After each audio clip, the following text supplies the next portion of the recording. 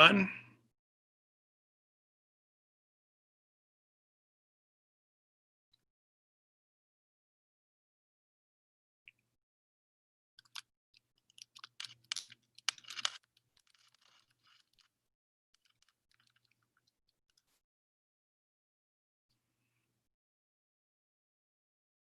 Good evening, everyone, and thank you for joining us for the Environment and Climate Caucus of the Washington State Democrats pre-convention forum. The convention starts tomorrow, and chief order of business is going to be adopting a new state party platform. And so that is going to be a main topic of our discussion tonight. But first, I thought I would tell you a little bit about the Environment and Climate Caucus, and actually about Washington State Democratic Party caucuses in general. And before I do that, because many of you, I suspect, are delegates and are not familiar with this, I thought I would explain to you how the Washington State Democratic Central Committee is set up. So, oh, and by the way, about my setup here, I'm actually a high school science teacher. That's my day job. And tonight is graduation. So right after this, I'm going to graduation, and I'm taking advantage of my whiteboard, which I haven't seen in a couple of months. So what we have here is the state party structure. This is the Democratic Central Committee here. It's made up of 2 committee members from each of 49 legislative districts and 2 committee members from each of 39 counties. And the DCC is supported by an amazing staff that you've probably been hearing from a lot. There is an executive board, which consists of officers and members of the party from around the state. And then, of course, the chair of the state party is Tina Podladowski. Now, the committee members from the legislative districts and the counties all have votes.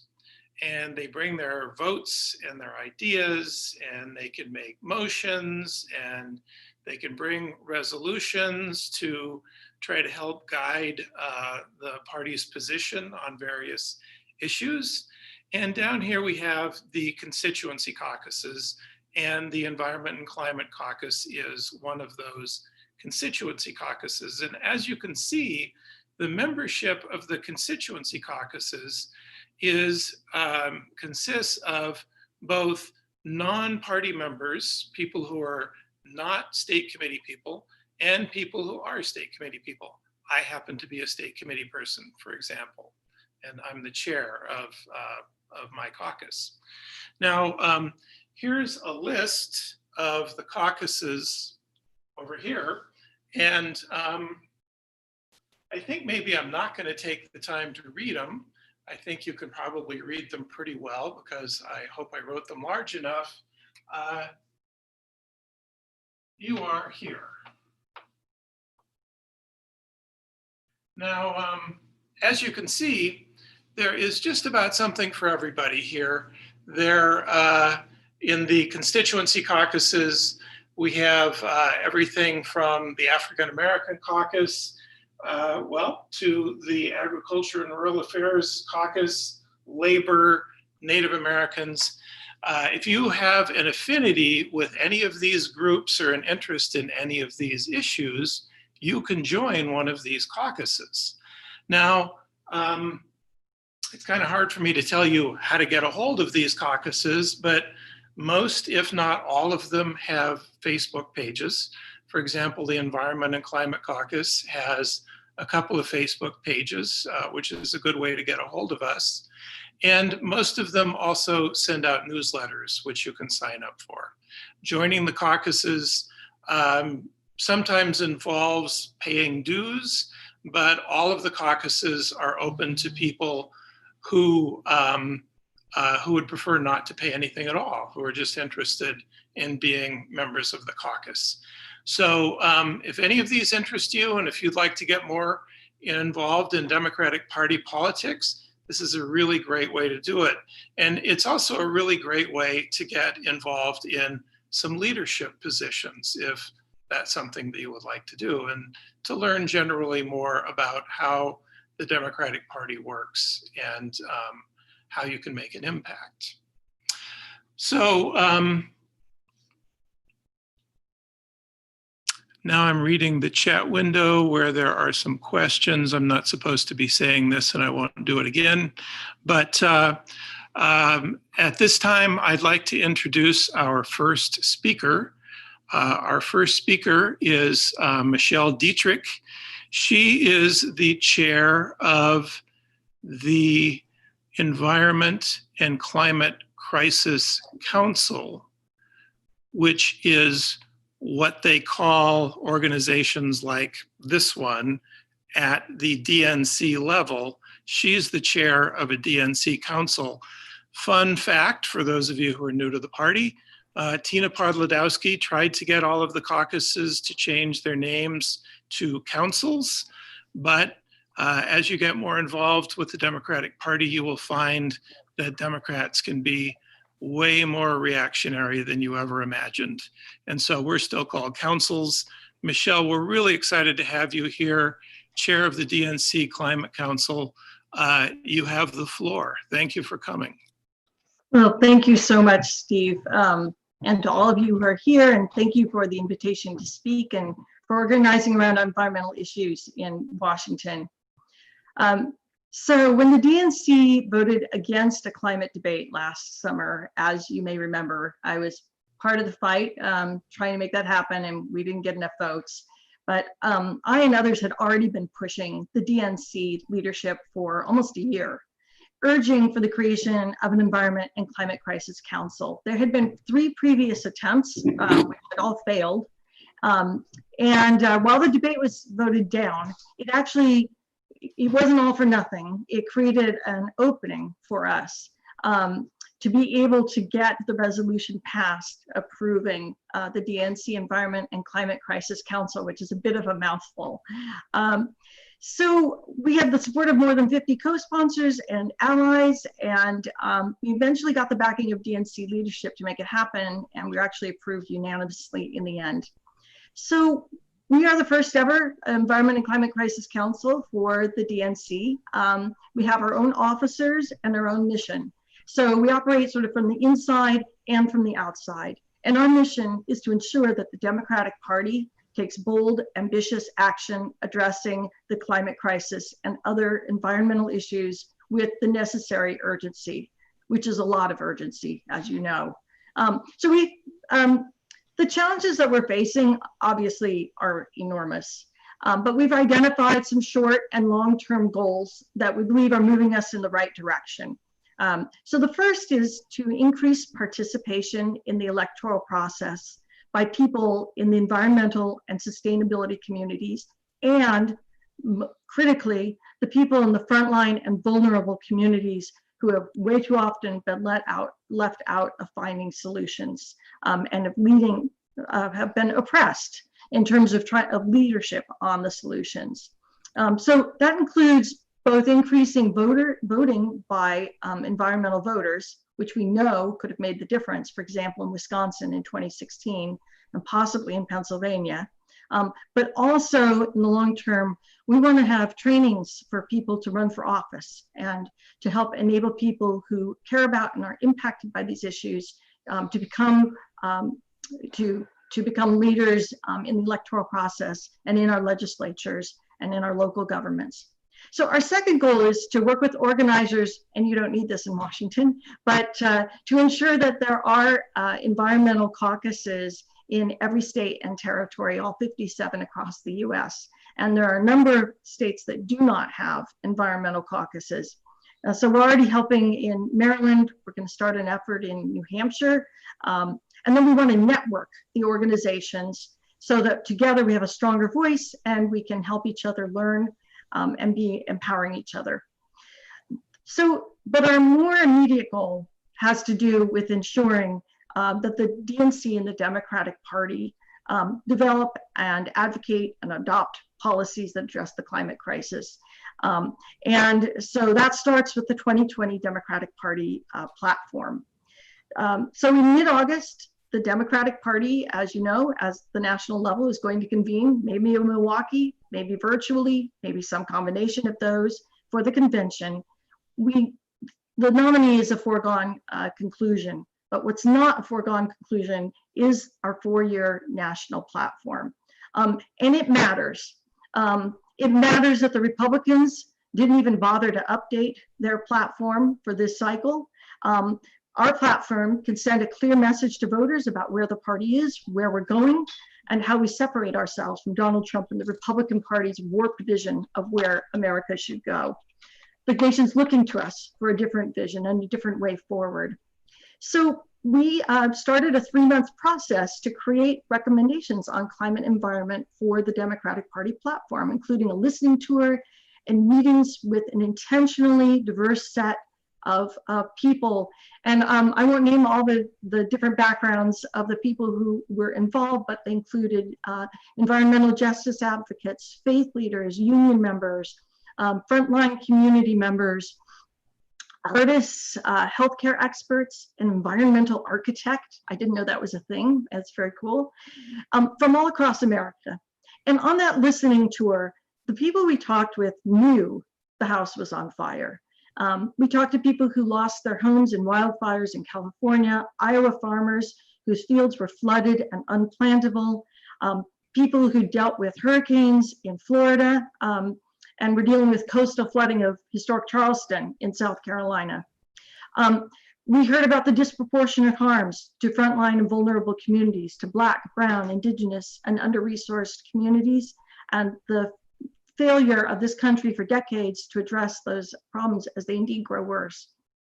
We know the Republicans are cozy with the fossil fuel industry. They're not going to step up. They clearly have not and are not going to step up to address the problems. We've seen that with Trump rolling back all of the so many of regulations which were helping to keep our air cleaner and our water safer. So it's up to Democrats to act. And so we've developed a set of recommendations. You can find them at dncclimate.org, and I think Steve may have shared them with you. And they embody the bold vision that we need. They call for urgent action to build a green economy and our fossil fuel reliance, support and empower workers who are displaced by and impacted by the climate crisis. But they, you know, I'm a former county commissioner. Politicians do have that tendency to kick the can down the road, and we can't do that. So we also have very specific targets calling for committing to not near zero emissions, calling for ensuring that 40% of environment and climate spending goes to frontline and vulnerable communities. An idea, by the way, that we examined everyone else's proposals first, and that was when we found in 350.org's recommendations, which we all thought was really important. So, but we also say how policy is made really matters. So we call for our policymaking frameworks to include meaningful involvement by people in frontline and vulnerable communities. We say budgets are values, so that 40% of money for frontline and vulnerable communities is crucial. We also want to ensure that environmental justice is a part of the policymaking framework of every federal agency. We call for upholding treaty obligations, which is the least that we can do. And we call for a guarantee of safe drinking water and air and access to drinking water as a human and American right. So those are just some of the things that we call for. It's 12 pages of policies, comprehensive, bold, and ambitious. And now we just launched last week with these, and we are now advocating for them to ensure that they become adopted by the Democratic Party Platform Committee. We've gotten some really strong early support by environmental organizations, including 350 Action, Center for Biological Diversity, lots of Democratic organizations. Won't surprise you to know that many of those are youth caucuses in the various states, by the Young Democrats of America's chapters. And also we're starting to get a response by the mental health and public health community. So we're building a strong coalition that's going to fight for this. And I'd love it if you'd go to dncclimate.org and sign our petition telling the DNC Drafting Platform Committee to adopt our resolutions. So thank you very much. And if there are any questions, I'll take them. And otherwise, I'll hand this back to Steve. Okay, thank you very much. Michelle, we do have a couple of questions. You are located, as I recall, in Minnesota? Michigan. Michigan, Minnesota. Midwestern sounding states. Yeah. They're all beautiful.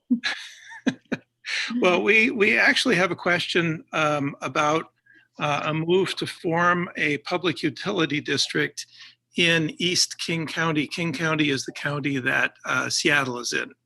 It's the has the highest population in the state. And I don't think anyone expects you to know anything about East King County, but maybe you have some thoughts about public utility districts generally.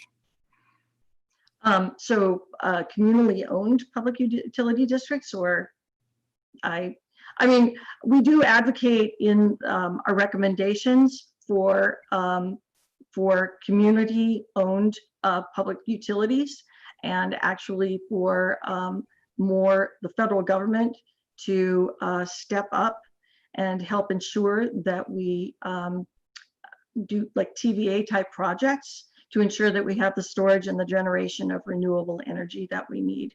So I hope that's answering your question, because you're right, I'm not familiar with the particular case that you're talking about. Yeah, that's fine. Thank you. Here's kind of a big one around here these days. What are your views on nuclear energy? And I may have warned you that this might come up. So you didn't warn me, but that's okay.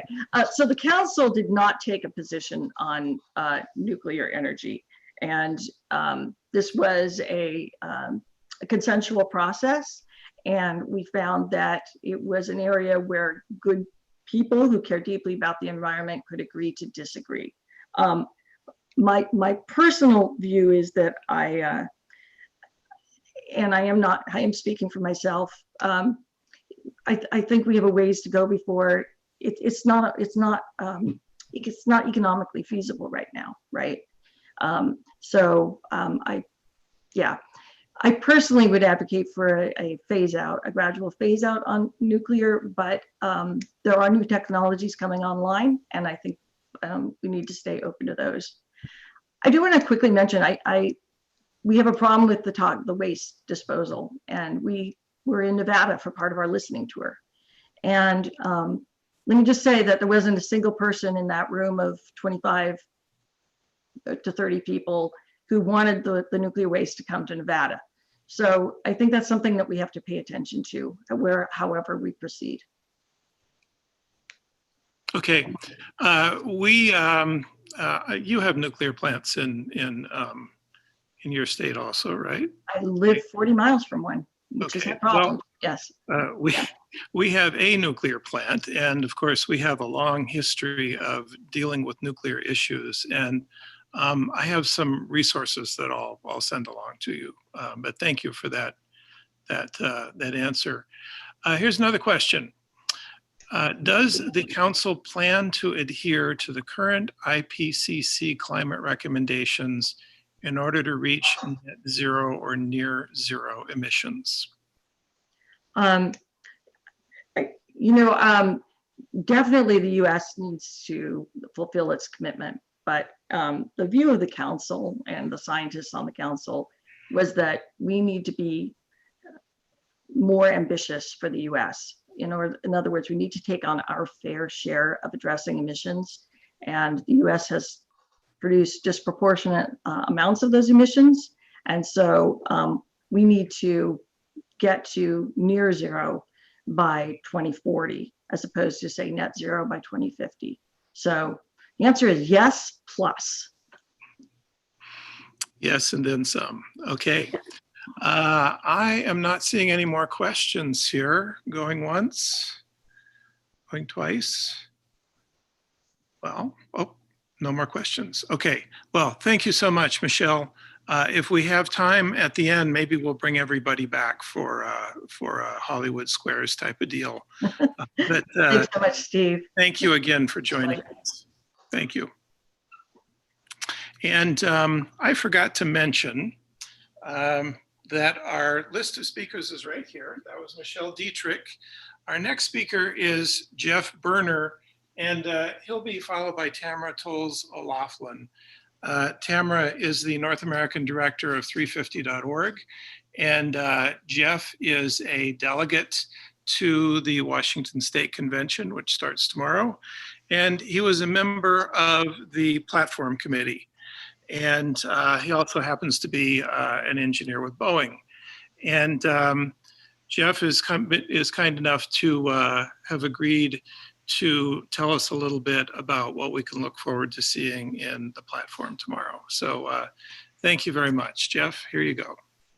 Well, thank you very much for the introduction, Steve. So I think the intent here is more or less to walk everybody a little bit through the process of how we put the platform together. And I'm also going to draw attention to a couple of key planks in the platform and maybe some of the themes that you'll see as we start going through the platform, the environment, climate, and stewardship portion of the Washington State platform.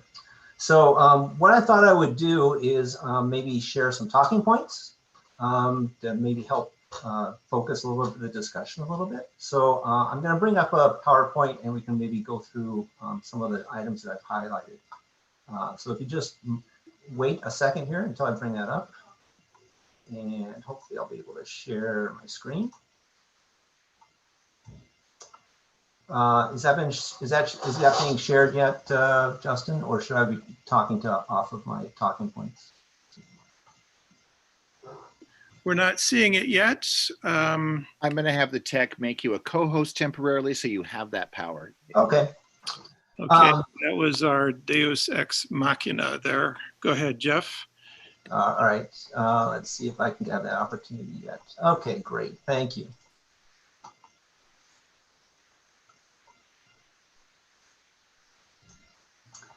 So, what I want to first highlight is, if you look at, the platform itself, what is stated up front is that Democrats put people first.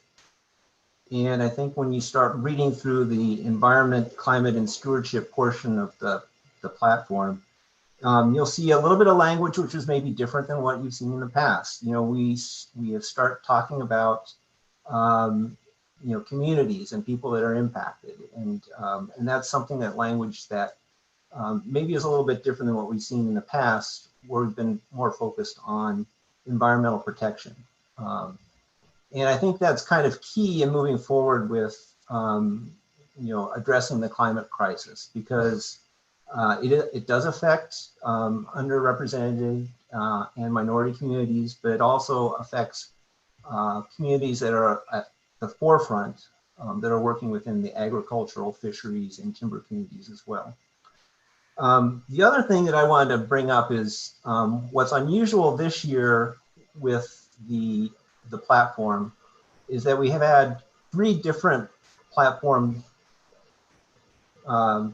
pillars put together into one. So agriculture, transportation, and the environment are now all combined into one platform, or one pillar that we call the Environment, Climate, and Stewardship platform. And I think it's important to bring up what that means. The fact that we have stewardship in that title is an indication that we're looking at not just care of the environment, we're also looking at the idea of balancing jobs and balancing stewardship. We want to avoid the situation of where we are trying to make a false decision, that if we're protecting the environment, we're giving up opportunities for jobs. One of the things which I'd like to draw attention everybody to is if you look through the Washington State platform, there's 21 times where the word job is mentioned in that platform. And we have 7 times that we mentioned in the environment, climate, and stewardship, where we're bringing jobs to the forefront. We're putting the people first. The next item I want to kind of talk about is a little about climate change and where climate change is. And it's now at the forefront. I think when you start looking at the national campaigns, we are seeing that climate was an important issue, and we all had very good plans put out by all the different candidates. The one that we drew upon in particular is the Evergreen Action Plan, and I think when you start looking at some of the specific planks, some of the language is very representative or very typical from that Evergreen Action Plan. Now that's the plan that has been put out by Jay Inslee's former staffers, and it is being routed around to states for use exactly as how we're using it, which is to help focus discussion and debate, and to kind of move forward a little bit in more specific and concrete actions. You'll also notice when we talk about climate change at the forefront, we're also emphasizing that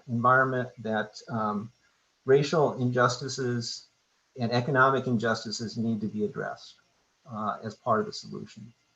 And again, that's falling back on key democratic principles, which is putting the people first and representing the underserved. As we look at the beginning of, or the preamble of the document, you'll notice that we start out for a call with leadership. So, and there's two types of leadership that we're asking for. One call for leadership is at the international level. And obviously the most important step forward is for us to re-enter the Paris Climate Accords and take a leadership role in that. But we're also calling for leadership at the state level, where we now call upon for Washington State to be the national leader on addressing climate change. And that's a change from previous platforms. With the state having as high of electrical energy being generated by renewables, we should be taking a leadership role. And then we also have a call for accountability. The state has its mandated goals, which are embodied into law, that we have, and we have intermediate goals, and we have goals that are out to 2050. And we call for meeting those goals and in a proactive manner. So it's not just like we said before. Michelle mentioned that there's a tendency to kick the can down the road. This platform actually asks for accountability. And in addition, we also call for investment. And this is where we get, we have some calls for specific, you could call them Green New Deal type of planks. And these are where we want to develop new jobs by investing into a transition to a fossil-free economy. There's 4 particular areas that I can draw attention to. The first one is to really invest in the rail system and move to an electrified rail system that's integrated across the United States. The second is to invest in public transportation and public transit systems, and to allow us to move without the use of automobiles. The third is to invest in the industrial policies, so all our factories, which account for about 20% of our carbon pollution. And the last is to invest in building efficiency and affordable housing, and working on that portion, which ends up being a significant portion of our carbon pollution as well. In addition to those 4 Green New Deal type planks, there's also calls for investment in research and development, for adaptation and mitigation in agriculture, forests, and fisheries. A call for investment in research and development in new energy technologies, including perhaps even new generation nuclear power. We call for investment in our forests and in the forest communities as well, because they will be particularly impacted in this state due to the fact that we have increasing temperatures and increasing droughts. And then we also call for stewardship.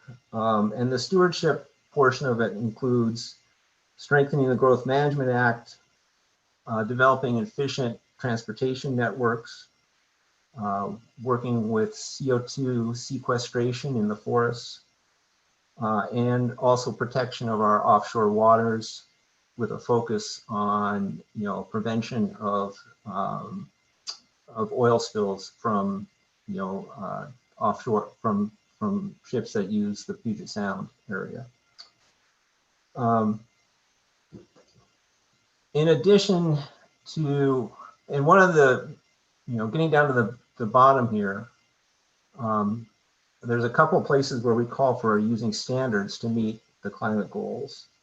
In the short term, there's the call to join with California, Oregon, and British Columbia to adopt a clean fuel standard. We also call for increased CAFE standards for automobiles. There's a call for phase out of internal combustion engines starting in 2030. And there's also a standard which is called for to move past the ICAO standards for aviation and establish stricter standards at the national level than at the international level. And finally, there's a call to continue divestment and halt fossil funding to the fossil fuel industry. We have a natural gas phase out, no fossil fuel investment in Washington State, a call for halting oil sand pipelines, and obviously a call to end coal plants as well. So that's kind of a brief summary of what's in the platform. There's also some specifics related to Washington State, looking at specifically cleaning up Tacoma and using the ASARCO funds specifically on cleanup. Funding drinking water. Yes, we need to continue to fund the drinking water in our state. To reinstitute the I-5 Portland to Vancouver Bridge, to have meaningful dialogue with all participants on proposed Columbia River Dam removal, and to fully fund the Hanford cleanup. And in addition, and this is maybe to set the table for tomorrow, we do have a few planks which we're going to discuss, which focus around nuclear power. There's the platform right now is agnostic in terms of whether or not we pursue nuclear power or whether or not we work on a phase out. The planks here are meant to have a discussion and a dialogue so that we as the Democrats in the state of Washington can come to a decision that we all can agree upon. So we have two new planks here. One looks at cost-benefit analysis for continuing the use of nuclear reactors. The other one discusses a moratorium. And then we have a discussion on the Hanford cleanup to see whether or not we want to change the wording from what's currently in the platform. And at the bottom, we have a discussion about whether or not we will continue to have any type of subsidy for the nuclear energy industry. So that's what the plan is for tomorrow. I hope that everybody has a chance to take a look at, has a chance to take a look at the platform and read through it and get educated by it. And if there's any particular questions, I think I'd be willing to answer them, or Steve or anybody else that was part of that, part of the platform committee, we can do our best. Thank you, Jeff. That was really great. We do have a few questions. Let's see. Let me say a few words about how the platform process worked. Jeff mentioned it a little bit at the beginning. As Jeff said, the previous platform was split up into pieces that seemed to go together and then distributed among a series of subcommittees, including an environment and sustainability subcommittee. The subcommittees worked over 2 Saturdays, 3 Saturdays, including for 11 hours on one of those Saturdays. Then that product was sent out to all of the 1,800 delegates and I think to the alternates to the convention. And then those folks took a look at the platform and sent in over 1,200 suggested amendments, including the ones that Jeff was just talking about. And then the subcommittees met again for 4 or 5 hours to go through those recommendations, or they were technically amendments to the platform. So now to this question. The question says, proposed language for the platform to reference IPCC standards rather than Paris Climate Accord standards was rejected. And I would be curious if you have thoughts about why that happened. Well, I think in the big picture scheme of things, and we had a discussion about this for a while. I think in the big scheme of things, it gets down to, do you have something that's very easy to understand by somebody who reads it? And I think that specific language, when you think about whether it adds to the plank or it doesn't add to the plank, it's the goals and objectives are not as important as stepping up and being part of the international community that's is committed to make the change. And that language is the most important part of the language to be putting into the document. We want to keep it simple. We want to keep the language clear. We want to keep the language concise. And a lot of the language and a lot of what's written in there in the document is based upon that particular principle. Okay. We have a couple of questions about dams. One of the questions says Columbia River dams, but I have a feeling they actually mean Snake River dams. What does the platform have to say about the lower Snake River dams? Are they mentioned? There are people out there, including in this caucus, advocating for their removal.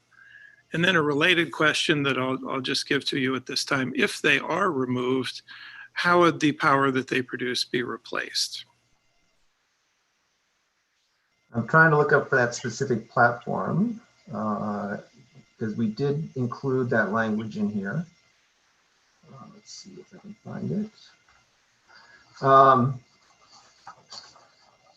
So I can read what we have in there right now, which is on line 768, which states, to balance the environmental, social, and economic benefits and costs of proposed dam removal using guidance from the upcoming environmental impact statement being developed by the Columbia River System Operations, CSRO project, using best available science and including input from everyone who relies upon the river. So no specific action is being proposed in the platform, but we are calling for a very inclusive and science-based process make the decision. Yeah, for people who aren't aware or who are joining us from out of state, we're toward the tail end of a huge process considering what to do about the dams, and there's still an EIS in the works, and so there are a number of people who are sort of on the fence, waiting for the results from that. Okay. Why are we proposing funding nuclear energy research when there are already private entities doing this? I can help with that one if you like. Oh, go ahead. You can go ahead and take that one, Steve. Okay. Well, there are, and I'm not an expert on this by any means, but I believe I know a little bit.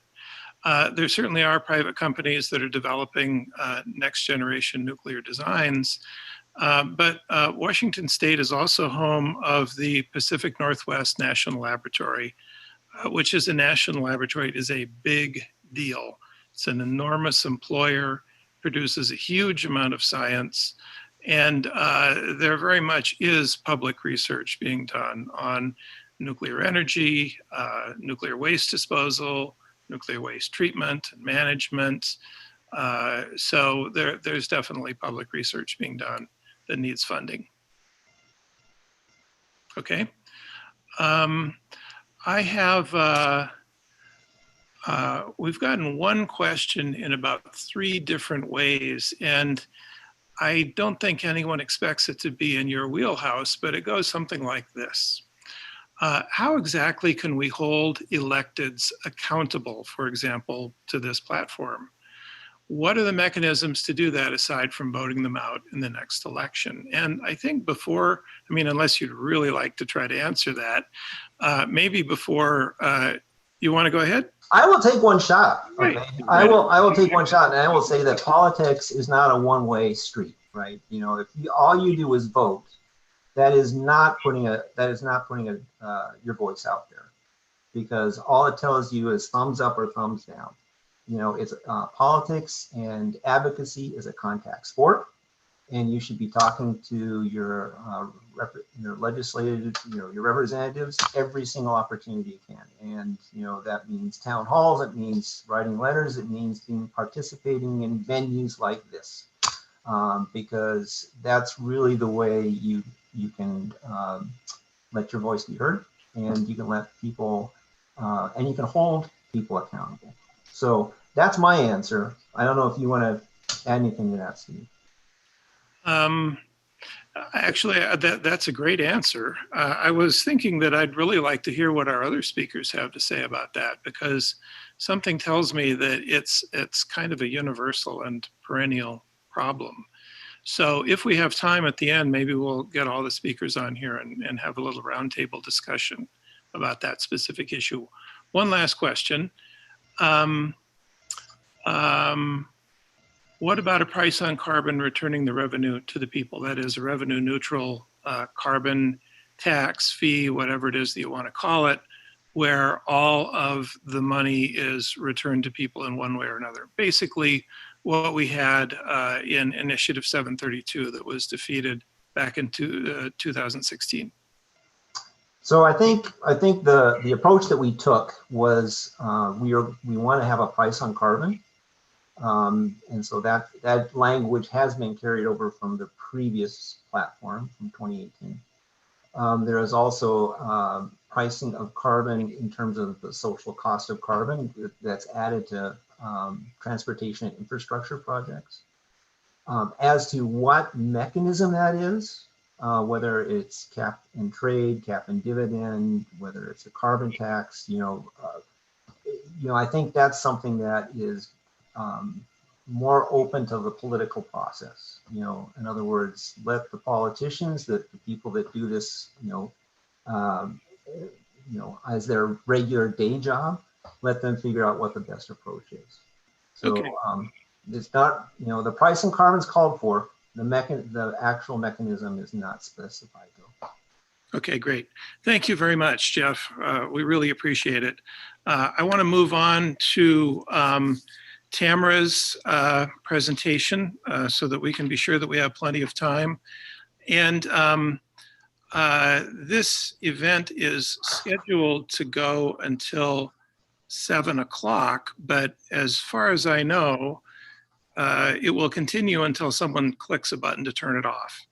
And so, Tamara, if you end up wanting or needing a little bit more time, that's great. And if people want to stick around, maybe we could try to address that that question about how to hold electeds accountable. So next up then is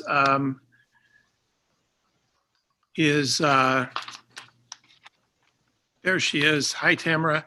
Next up is Tamara, North American Director of 350.org. We are so excited to have you here. Tamara is in Baltimore, so she is up past what would be my bedtime anyway. So thank you very much, and the floor is yours.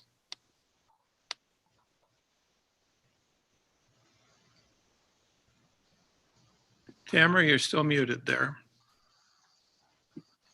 Hello, thank you for having me. As Steve said, I'm Tamara Toles O'Laughlin, and I'm the North America Director at 350.org and 350 Action, which means I lead our campaigns in the US and Canada and support all the brilliant organizers, campaigners, and strategists that make life interesting for fossil fuel industry executives. I'm excited to be here to talk about a little bit about our work in building an intersectional climate movement with real attention to detail in the US, because we're about to fall into the hardest part of the 2020 election cycle.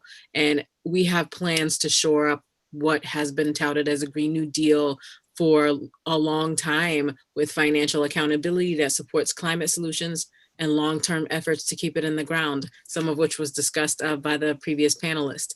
As everyone here is aware, the US political context is its own crisis at the moment. We're carefully developing educational programs and digital mobilization work that's in line for a just recovery that demands we put people first, that we fight for Black lives, and that worker and community transition isn't just a thing that people say while they pour investments into keeping the status quo. 350 is a global movement of ordinary people working to end the age of fossil fuels and support a justice-centered alternative for every kind of community. I'm pretty sure all of us would rather be in the streets taking a stand on behalf of the movement for Black lives, but the work is ongoing. And to be clear, even this moment that we're in is built on decades of resistance by people who've made the fight for civil rights a movement, fueling the momentum for environmental justice, and always, always building the call to humanity, dignity, and sovereignty of people.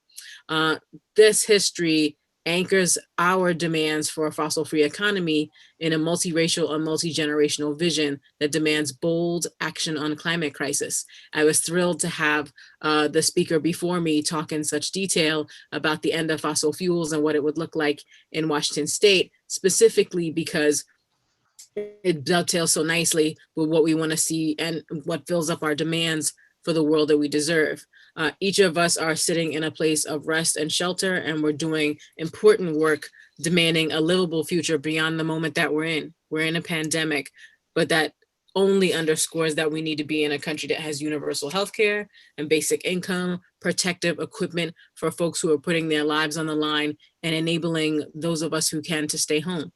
350 stands with communities fighting for breathable air, water we can drink, and land that isn't used up by extraction. We demand climate leadership in every seat of power, an energy grid powered by wind and solar, not nuclear, and millions of sustainable jobs, and a government that puts people first, even if it means putting polluters out of business.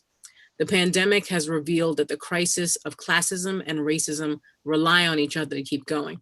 And any short-sighted bargains for planetary destruction also risk economic instability. Vulnerable communities continue to be disproportionately impacted by the coronavirus, and the pandemic itself, amongst other inequalities, is a magnifier of the truth that we've not done enough to address the climate crisis. It's unfair. It leans into harms of environmental racism, hurting communities that have fought every day for the right to live and have done the least to cause the problem.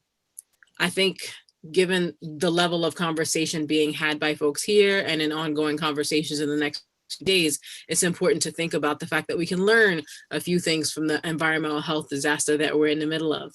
First, believe the science. Second, a strong community is the best defense against systemic failure. We can do a lot more together than we can acting as individuals. And it's time for us to act on climate while we still have the opportunity. So many of the ideas raised here this evening speak to the heart of what we can do now. And at 350, we're doing everything we can to make sure the Green New Deal is a reality. In 2020, we're looking at the question of how to pay for it. How do we stop doing what we need to stop doing? And how do we work to build with and not on a community for a government that we could actually believe in? We're not going to stop fighting, no matter how calm it gets in the streets. If that day comes for pipelines to end, including Keystone XL, Line 3, and we're also continue as we're in a conversation around Washington State that we protest the continued expansion of liquefied natural gas and huge facilities like that in Tacoma that have been opposed by the Paliab tribe, or the idea that fossil fuels in any form can be a bridge to anywhere other than nowhere. We're demanding that climate leadership at all levels of government holds itself accountable to the people and not to the folks who can afford to buy a ticket. Today is as good a day as any to stand with the people, and we're calling out every dollar that drives us deeper into climate chaos, calling for fossil fuel companies to pay for damages they've caused, and to invest in care and repair where rebuilding is needed. And as we look across the moment we're in, where fires are raging, we've just walked into hurricane season in so many places, we're about to be in the middle of multiple pandemics. What is it, a syndemic? when you hit the right number. So as on behalf of the global organization 350 and its sister organization 350.org, I ask you to join our local chapters in their fights across the country, including Washington State, to do the right thing while we have time to do it. I think in being in this work, it can feel like there isn't a lot to be excited about, but the power of people still works. None of us would be here if we didn't think we could make a chance, we could do something to stir the consciences of the community to respond to the call for order. But it only comes when the government is respected. It's time for us to make the power of the people and the voice of their wishes relevant in the halls of power where decisions are made. Those hallways are narrow and the voices of freedom are wide. So I'm grateful for the opportunity to start this conversation, and on behalf of 350 Seattle, wish for deeper conversation about what's already going wrong, the investments we could make, and the ways that we could right the wrongs that are going on, even as we face a syndemic.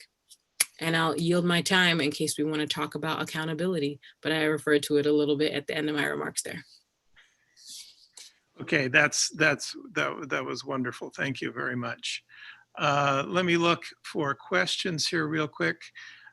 We have a question that relates to accountability. Let me ask you also, if you don't mind, the question that we asked Jeff. What do you think about carbon pricing, particularly revenue neutral carbon pricing?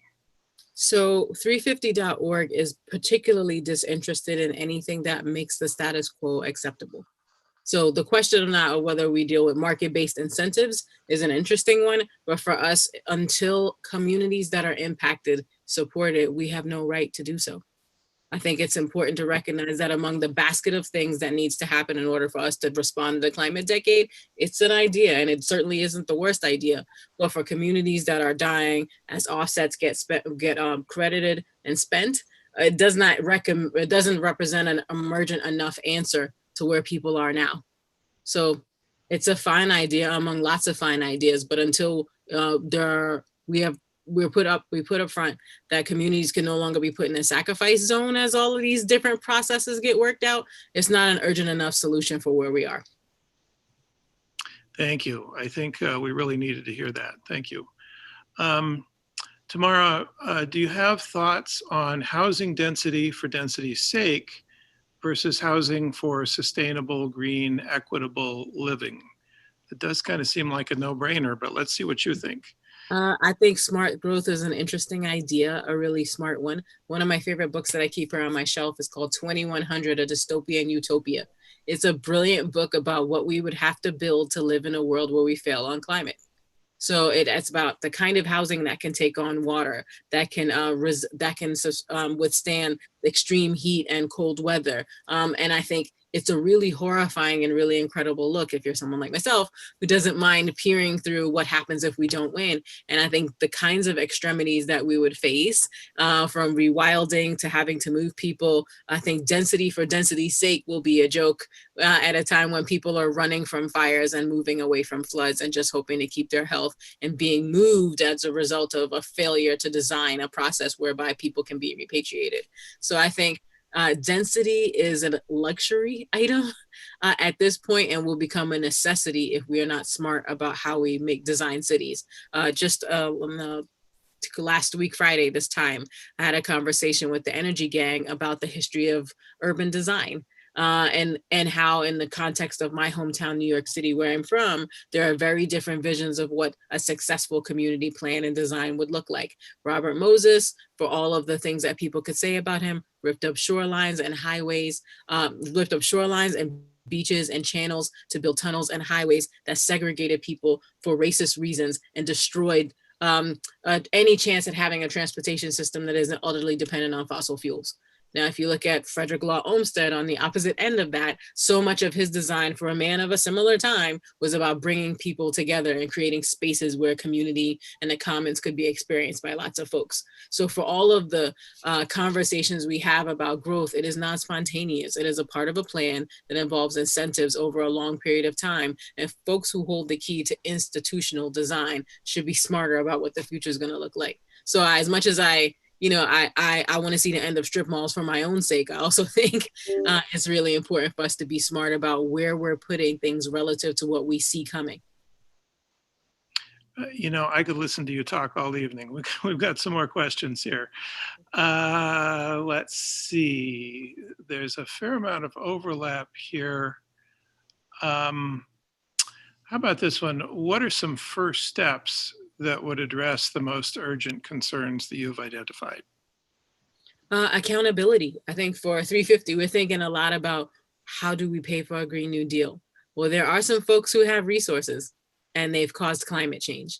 So I think one of the things we could do most immediately is stop funneling money to those same folks. We're in a moment where so many states are depending on a stimulus that has come to them or will come to them as a result of the various packages. To get out of the last recession, we needed 5 different stimulus to make it lighter.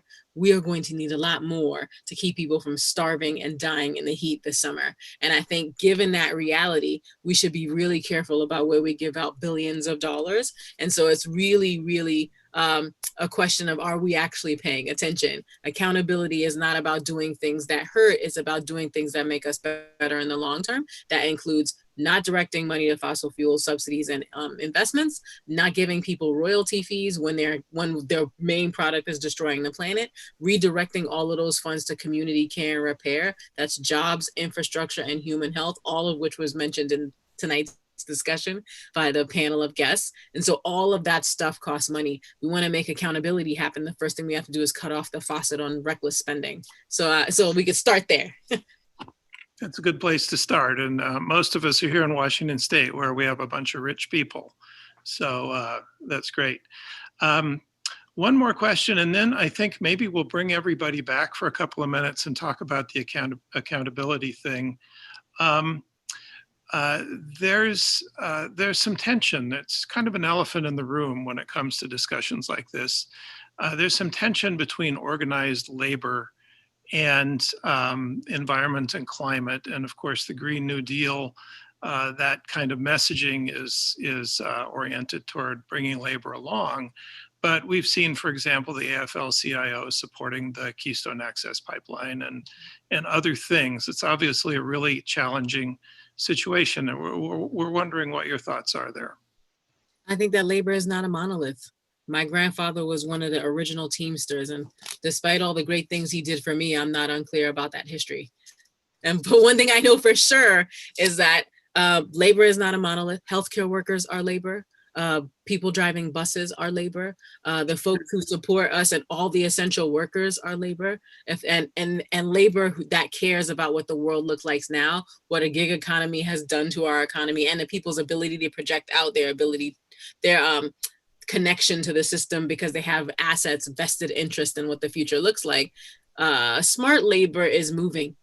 Smart labor is moving away from having a hard line about what the future has to look like. It's thinking about worker and community transition that includes communities of folks who have been forced into fossil fuels because it was the only work there was. So I think there's transition that has to happen inside of labor. There are folks standing in the ready and the gap to do work that feels a lot like social justice and does what the best of what unions can do.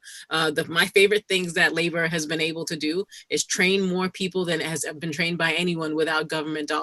That sounds like a huge incentive to move people from what we shouldn't be investing into what we could be. They have the ability to define what labor looks like in the future and to align that with the economy we exist in, not the one that has held us up to this moment. So I think if we're talking about labor across the board, I'm happy to have a more nuanced conversation about extreme positions versus where most labor unions are, and how in so many places labor is a partner in trying to figure out how do we get the economy off of the addiction of fossil fuels, and how do we move workers and the communities that depend on them in the same direction. All right, great. And we really need to hear that one too. Jeff, if you're still here, why don't you jump back in also? So as I mentioned, we've had a number of questions relating to accountability. Here are a couple of iterations. Well, actually, I can't find them in the chat easily. So, but you know what I'm talking about. This is the hard part. This is where the rubber meets the road when it comes to doing this kind of work. Okay, fine. We'll have a state platform by this time tomorrow. We'll have a national platform in a couple of months. How do we get the electeds to listen, to read the platform and follow it? And Jeff has already weighed in, so we'll save him for last. Let's just hear from each of you, Michelle and Tamara, what your thoughts are about this. Go ahead, Michelle. Well, we start with having strong platforms, which you're doing amazing work on. It was wonderful to hear about what an inclusive process you have. And I know from personal recent experience how much work that is. So I want to say thank you for that. But having the platform and then putting pressure on and getting commitments before people are elected, and making sure that those commitments include goals that would occur within their term of office. So for example, one of the commitments that we're asking for in our platform is to achieve 100% zero carbon new building infrastructure by 2025. We're not all of our goals are at 2040 or 2050. That's something that the vice president, as president, could accomplish in his first term of office. So, and then holding their feet to the fire. I think platforms are an underutilized tool with our politicians. That we can take a state or a national platform and then hold not just our highest level electeds to it, but we can, when we've got a local official that is resisting creating a climate plan or moving to aggressively or at all on ensuring that a county or a city is moving to zero emissions, we can say, but you're a Democrat, it's in the platform, what's wrong? And then there are all the tools, the inside and outside tools that we can use, pressure from inside, but also leveraging from the outside. But this is something that I'm very interested in hearing what Tamara has to say about. So, okay, over to you. I think I'm going to ask you to just repeat there was so much in there that I want to make sure I'm answering the right question, because I could talk a blue streak about the wrong thing. I think she's talking to you, Michelle. Oh, well, I thought we were continuing the conversation about how do we hold politicians accountable, right? For climate. And so, of course, since all I've been working on for about 3 months is platform, I talked about platform. Indeed. Yeah.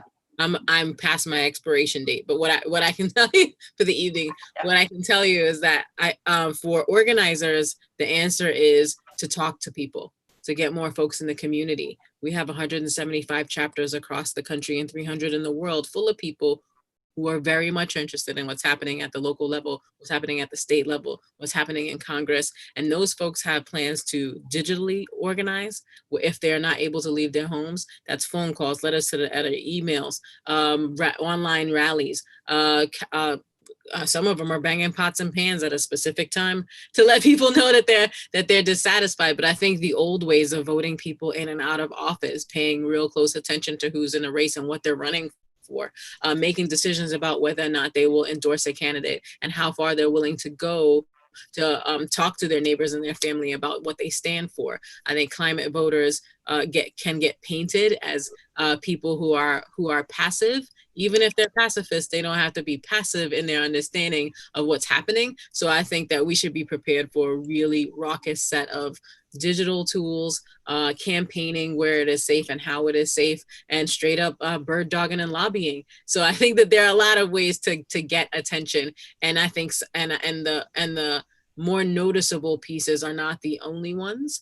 I think folks have been engaging on and with, in this particular election cycle, so much nuance around what they want to see, that the grouping of candidates' platforms are vaguely different with some real exceptions, because of a lot of hard work from people who understood not just greenhouse gas emissions and how it impacts people, but what people's everyday lives are like. So I think folks who care about doing the will of the people should be prepared for a really aggressive set of a couple of months before the summer's over. Excellent. I think we're going to leave it there because we are over time, and you've all been so generous with your time. I want to respect that, and our viewers also. Wow, I don't know what to say. This has really been a great hour. I've loved hearing what you've all had to say. Thank you so much for spending this time with us. We really appreciate it. And come and see us sometime after, all the stuff is over with. Thanks for having us. Good luck. All right. Thank you so much. Thank you. And thank you to all of you at home. Find us on Facebook. We'll see you later.